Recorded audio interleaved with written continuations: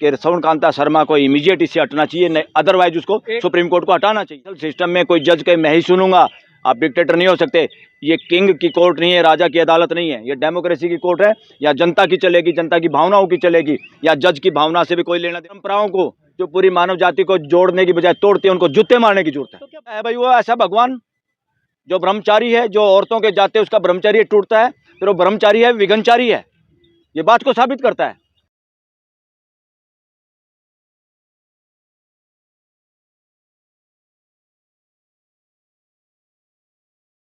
मुझे शक है वो आरएसएस की है, मुझे फैसला नहीं, न्याय नहीं मिलेगा। देखो, कोई भी क्लाइंट की मर्जी है, उस पर दबाव थोड़ा दे सकते हैं। उसको कोई, उसकी मर्जी है, वो नहीं जाना चाहता, उस पर शक है जज पे। और हम तो पहले ही कह चुके हैं, श्रवण कांता शर्मा को हट जाना चाहिए था केस से। और ये अब प्रश्न खाली जुडिशरी का नहीं है, ये ज़्यादा प्रश्न है देश की बार का, देश के वकीलों का। जुडिशरी खाली जजों की बपौती नहीं है, जुडिशरी में सबसे बड़ा रोल है बार का, एडवोकेट्स का।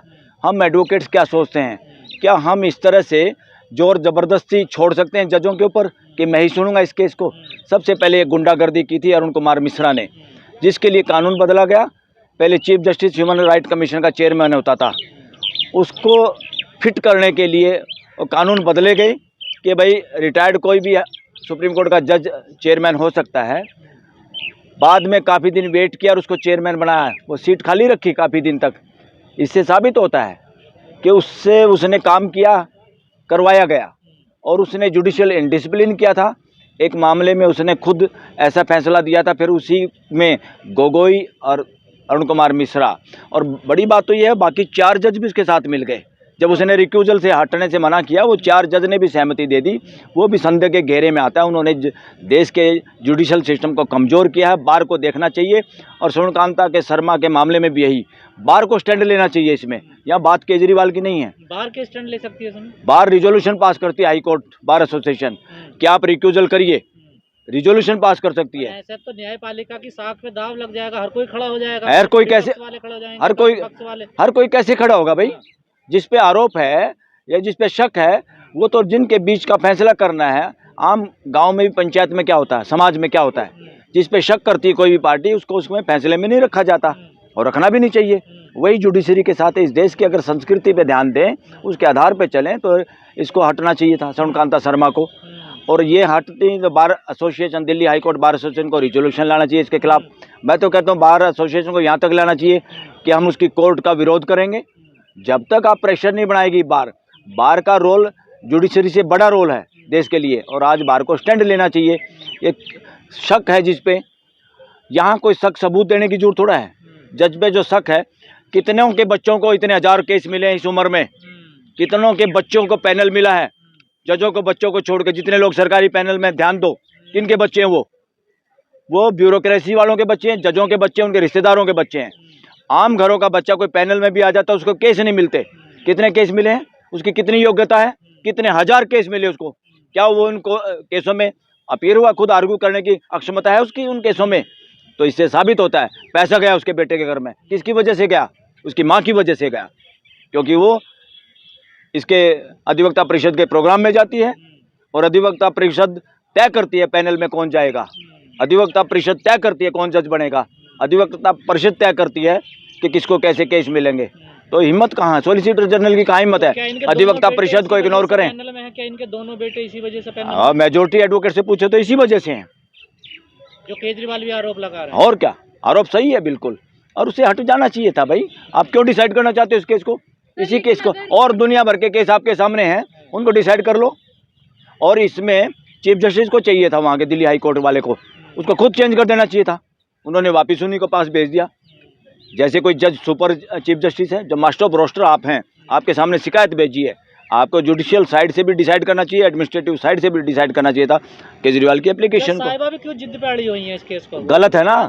ऐसे ही अरुण कुमार मिश्रा अड़ा हुआ था, और उसने लैंड एक्विजिशन एक्ट का बेड़ा गर्क किया, और आज उस लैंड एक्विजिशन को बड़े बेंच द्वारा गठित करके फैसला करने की जरूरत है। मैं ये मांग करता हूँ, क्योंकि एक मंदिर के चक्कर में, तो एक केरल के एक मंदिर के चक्कर में 9 जज बेंच बनाए बैठे हैं सबरीमाला मंदिर में।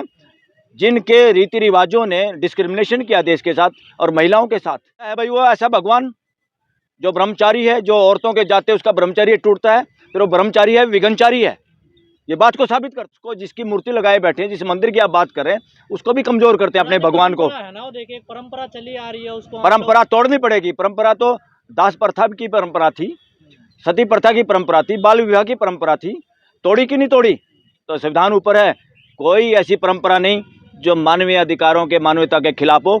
उस परंपरा को इग्नोर करना पड़ेगा और करना चाहिए। परंपराओं को जो पूरी मानव जाति को जोड़ने की बजाय तोड़ती है, उनको जूते मारने की जरूरत है। तो क्या कानून है कि अगर किसी जज के किसी यहाँ मेरा जूते मारने का मतलब उनको इग्नोर करना पड़ेगा, उनको कानूनी दृष्टि से भी इग्नोर करना पड़ेगा। कानून रूल है, अगर किसी जज के किसी से संबंध है, रिलेशन है, तो क्या वो केस नहीं लड़ सकते, दूसरी बेंच को ट्रांसफर? यस, लड़ना नहीं चाहिए, लड़ नहीं सकते आप। आपको कैसे बढ़ाएंगे भाई? आदमी अपनी चोरी बचाने के लिए आया, उस चोरी में किसी जज का शामिल है किसी न किसी रूप में, उस चोर से रिलेशन है या किसी और जानकारी है, खुद ही हटना चाहिए भाई।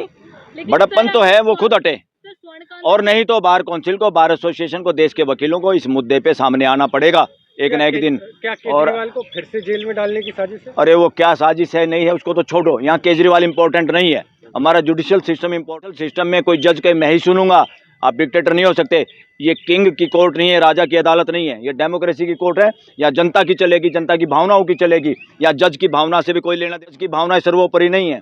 देश की जनता की, पीपल सेंट्रिक, पीपल और देश की जनता में सर्वे करेंगे तो जनता का सर्वे श्रवण कांता शर्मा को इमीडिएट इससे हटना चाहिए, नहीं अदरवाइज उसको सुप्रीम कोर्ट को हटाना चाहिए। इम्पोर्टेंट डिसीजन आया है, जो नेशनल लॉ यूनिवर्सिटी है उसमें मनुस्मृति और अर्थशास्त्र को पढ़ाने की बात की जा रही है। हाँ। मद्रास हाईकोर्ट से अरे मद्रास हाईकोर्ट, वो जज भी वर्णवादी होगा, कोई जज वर्णवादी मानसिकता के बहुत जज हैं, वो उसी तरह से लागू करना चाहते हैं इन चीजों को। तो कॉलेज लॉ यूनिवर्सिटी में पढ़ाया जाए? यस, लॉ यूनिवर्सिटी में इसके क्या जरूरत है भाई पढ़ाने की?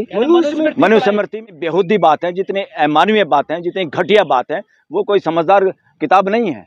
वो एक बाइस्ट, एक ऐसे दिमाग की उपज है जो बाइस्ट, जो इंसानों को एक दृष्टि से नहीं देखना, ऐसे लेखक की किताब है जिसने भी वो लिखी है। वो मन गढ़ंत और फ्रॉड किताब है। जो बात जज कह रहे हैं वही बाबा कह रहे थे, तो सेम हो गए ना, कोई पढ़ने लिखने और क्या, मतलब ऐसा जज हो चाहे बाबा हो, सबका विरोध करने की जरूरत है और करना पड़ेगा। संविधान के खिलाफ जो भी बात करता है, चाहे वो जज भी है, उसका विरोध करना भी लाजमी है और जरूरी है। लेकिन एक और सबसे अभी कल की घटना है जहां पर मंच पे मोहन भागवत बैठे हैं, धीरेन्द्र शास्त्री हैं, और महाराष्ट्र के जो शिवाजी जी जो छत्रपति शिवाजी महाराज हैं, उनकी अपमान किया जा रहा है। वो कह रहे हैं कि उन्होंने जो पुराने समय में युद्ध लड़ा, उन्हें इस तरह का नहीं होना चाहिए। अरे ये तो सारे काम करेंगे, ये कुकर्मी लोग हैं, वर्णवादी मानसिकता के लोग कुकर्मी लोग हैं। इस देश के सबसे बड़े दुश्मन वर्णवादी मानसिकता है, और वर्णवादी मानसिकता वाले लोग जिनके पास सिस्टम में कब्जा है, उस कब्जे के लिए तड़फड़ा रहे हैं। ये लोगों को गुमराह करने के लिए कुछ भी बोल सकते हैं। इन्होंने इतिहास के साथ बहुत छेड़खानी की है, इन्होंने यहाँ के रिलीजियस यानी बुद्धिस्ट स्थानों के साथ बहुत छेड़खानी की है, बहुत जगह पे कब्जे किए हुए हैं, जिन कब्जों को खाली कराने की जरूरत है।